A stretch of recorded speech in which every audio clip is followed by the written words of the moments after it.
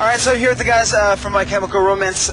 The last time we spoke, you had just released The Black Parade. Right. You knew you were on the verge of something big, but you couldn't quite define what was about to happen to this band. Now that you've been living with them for a while, do you kind of get a sense of what you did end up creating? I think so. I mean, every country we hit, we've seen a giant, cultural impact in every country we've gone to. So that's the biggest reward, I guess, is stepping off a plane and then being like, whoa, this record's having a huge impact here, It's places that we have never been before too, and it's places that you think you make a record in Los Angeles and or New York or wherever, and then so far away there's people that really understand what we created in there and really get it and enjoy it, and we see stuff like other parades before shows, and they do a lot of extra stuff that's just how much they like it, and it's really good to see.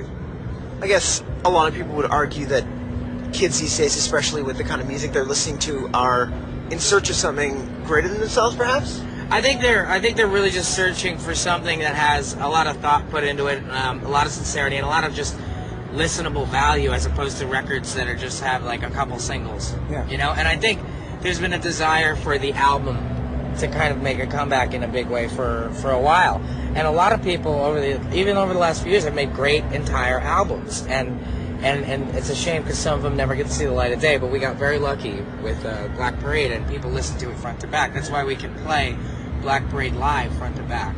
So this band started out speaking to, I guess, a generation of misfits. Right. And I see more and more kids, like you're talking about, needing something greater than themselves. A lot of kids seem to be lost these days, too.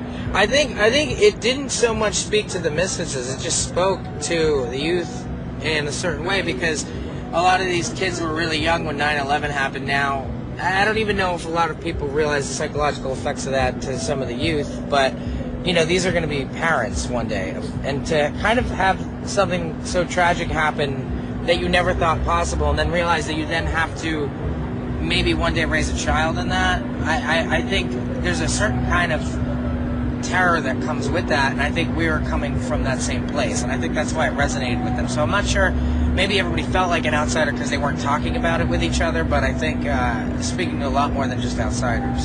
So you guys are getting to the age now, or at least a point in your life where I imagine you must think about that kind of thing. I mean, raising children, or I imagine teaching your children life lessons. Right. Think about that? It's hard. I just turned 30. Is that a big deal for you? Yeah, I like getting older. I actually learn. I think it means you learn more. So, but I still have yet to really think about children. I guess I never saw it. I guess I had a certain kind of attitude when we started the band, and children didn't really fall into that. I guess I didn't see much hope when I started the band, but now I see a ton of it. So I guess I have to revisit that topic. How about you, Bob? I personally think that everyone in this band is going to have kids, because I do, but you have to bring people in when the time is right, and bringing somebody into the world when we're doing a tour and we're so involved in something like this is it's not right for them, it's not right for your family, and I think further down the road is when people are really going to start concentrating on taking this and taking that to being in families, and it's going to be really weird, but it'll be cool. Do you think about, getting older, every kind of man gets to the point where they start to realize they're becoming their father? Right. Did you get to that point yet? Yeah, completely, especially when I wake up. Nowadays I just look like my dad when I wake up. My dad kind of looks a lot like me, right? Mm-hmm. And his hair is kind of always pushed back. I always have my hair down, but in the morning it's always back, just like my dad. I find myself exhaling very heavily like my dad from frustration, occasionally just going. That's one of my dad things. You're gonna start smashing garbage cans over ballet guys' heads. Yeah. Yep. His dad has a little temper. My dad's got a temper. He's the sweetest dude in the world, but he's also the scariest dude in the world. He can be pretty scary. Yeah. So. Did you think about when you were younger? Did you think about kind of the man you wanted to become when you were older? And are you becoming that person? I think I was afraid of becoming nothing, and that was the biggest fear. So I've gotten past that now. I feel that I have to not only become something, I have to become a very good person, like the best person I could be. And that requires a lot more work, I've found out, than just simply being successful. So, how do you feel about that? Yeah, I'd always just wanted to be happy in what I did, and I wasn't for a while. And I think everyone finds that thing eventually, whether it's like way down the road or some people it happens really early in their life, and it sounds really weird, and it sounds kind of like one of those like awe moments. But like when I got to play in this band and did that is kind of when that time that I was happy with what I was doing. And thanks, buddy. Thanks. No problem. The environment in this band seems so much different from even the first time I spoke to you guys about 3 years ago. Yeah. What has led up to that? I think a lot of growing up.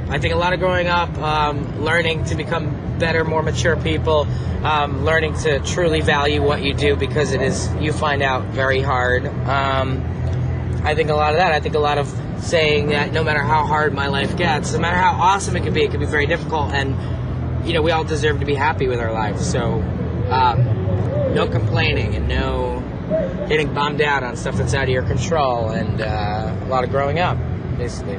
So this band, especially early on, was about kind of coping. Yeah. It was a coping mechanism. Do you find it is easier individually without the band to kind of cope on your own at this point in your lives? Yeah. I think it is, but this is still a big part for me. Like, this is still doing this makes everything that would be a big deal and really hard to deal with a lot easier now. And it's like he said, like, we've grown up a lot, so we've learned a lot of things that you learn when you grow up.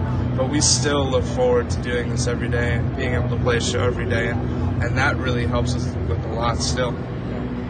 So much of this band, from what I've learned talking to you guys over the years, is it's kind of about family, and I know that you have a really tight connection with your brother, and I imagine, does this band look different even though he's gone for a short period of time? It doesn't, and it doesn't. I mean, like, for us, his presence is missed. For the fans, it's greatly missed, and part of the point of this band, though, is that we're supposed to pick up and keep going no matter what life throws at you.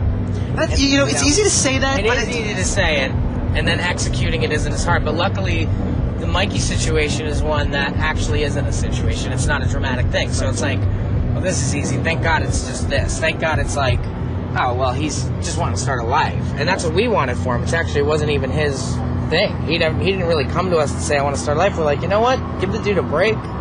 We could still keep rolling, and he could be happy like he deserves to be and start a life. So there was a point where he almost left the band during the making of the Black Parade as well, didn't he? No, that was never anything that happened. He just became, he'd battled with depression when we were at the house. I mean, we're in an extremely alienating situation, and he found it very difficult to cope. And he had never. What he had done was he just kind of moved out of that house. That house was the source of a lot of alienation for us, And I don't think he was readily equipped to deal with that alienation. It's so interesting you bring that up, because some people don't cope well with the idea of being alone or being isolated. Right. Some people, you learn the most about yourself when you're on your own. You do, but yet sometimes, like, this band has a way of self-imposing some very difficult situations onto itself just to get the best results. And sometimes it's not so healthy, and I think that's what we're learning now. Like, I think next time we make a record, it'll probably be in a much more comfortable environment. Bahamas? Something like that, you know what I mean, right? So. Do you think about that? Do you think about what you want this to become 10 years from now? No. I think about the moment and the next record, maybe. I don't think about the 10 years, I think, yeah. Right? The only thing I think for 10 years is not exactly what we'll be doing, but if we're still doing this, that it's going to be something good still, something meaningful still. And that's the only really way down the line thing that we think about. Right, he has a really great point. I mean, the band, in a lot of ways, doesn't necessarily always have to be about the band. You know what I mean? Like, so 10 years from now, we could not be in a band at all, but we could be doing something really meaningful. And I think that's the point. Like, this band gave us an avenue to become meaningful people that contributed something and tried to help. and to make a difference. And I think in 10 years, that's where I still see us. If it means being in a band, that's awesome. If it means not being in a band, that's awesome too. Do you ever think about what the end of My Chemical Romance, what it might look like? I don't know. For each of you? You know what? Like, the end of this band will be, I think, it will be either the time when maybe we finish a record or we finish a tour, and we'll know that it's time, you know, and you'll just know that it's time to wrap it up and not carry it out for just to do it, you know, and or it's going to be something huge, like, I don't know, like their stage explodes or something weird, because we always do really dumb stuff on stage. So.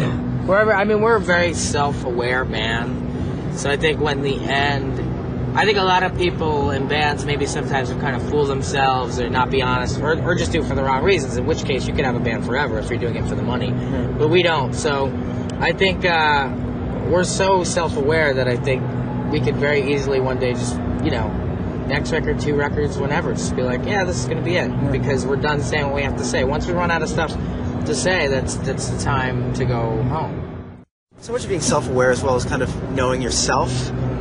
Did you reach a point, was there kind of a moment for each of you where you just kind of knew everything was going to be okay? I don't know. I don't think I know that everything's going to, you know, stuff's going to be, it's really hard. Yeah. I mean, like, right now things are okay. We're gonna have stuff that comes up, big stuff, small stuff. Right? We're just really comfortable with where we're at. We're comfortable with what we're doing right now, and you know, comfortable with that what we're doing is right for us and for music and for the people that like this band.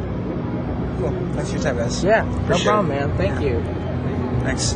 We're doing really quick stuff. This question. All right, cool. 2 seconds. Sure. So we're talking to a lot of bands about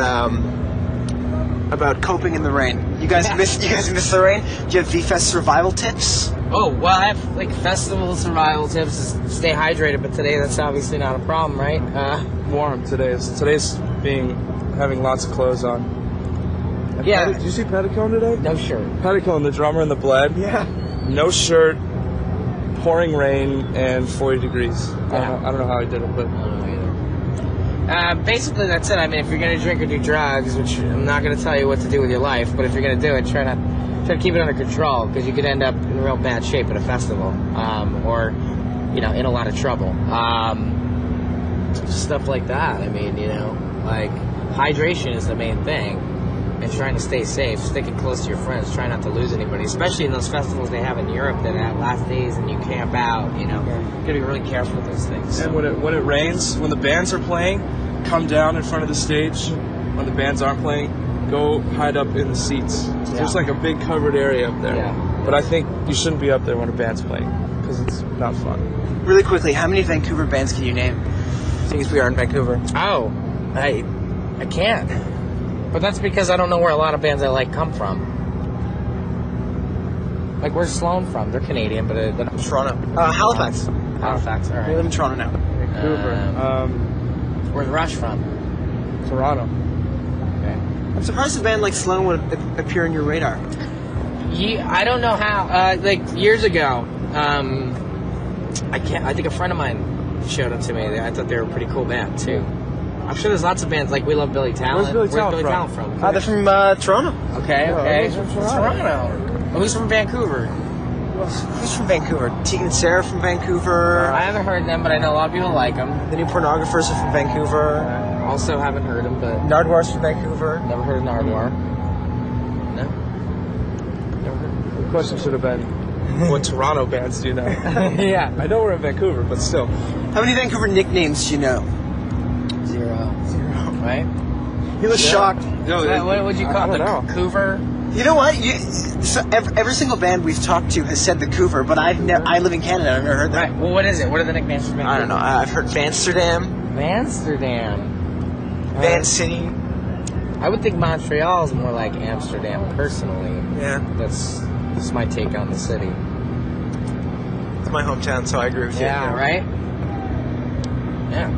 I don't know when. We're doing a special for New Music, non-related to what's going on here, about censorship in music. Okay. And a lot of what is going on with censorship these days seems to pertain to rap. Russell Simmons was talking publicly a couple of weeks ago about, with clean records, censoring like, bitch, hoe, Right. N-word, all that kind of stuff. What are your thoughts? Well, I mean, there's also a lot of censorship in rock that I've seen. I think I've seen protests recently against gangster rap, what they call gangster rap. I think it's because of the objectifying women is the main beef people have. I don't think people have a main concern with curse words so much as they have with words probably like those you just said. So, and I think it's too general to generalize, to generalize and say all rap's like that. It's not. So, I mean, I find that to be disheartening because there's a lot that isn't like that. I think it's with all music too. You have a responsibility not to be, you have a lot of people that listen to you. You have a responsibility not to say anything that may cause somebody to get hurt or something like that. But also you have to be able to say what you want to say. So I went back and forth with censored records and non-censored records before, and I kind of like it now. You can, if you're a kid, then you should always have the your parents watching over you, and then you can get that censored record from your parents. And if you're not, then you should be old enough to know that what they're saying is just creating a picture, and you're not supposed to go out there and really do what they say. So I think it's just your age and how well you're kind of brought up with that. Cool. Thanks, guys. Yeah. Appreciate it. Yeah.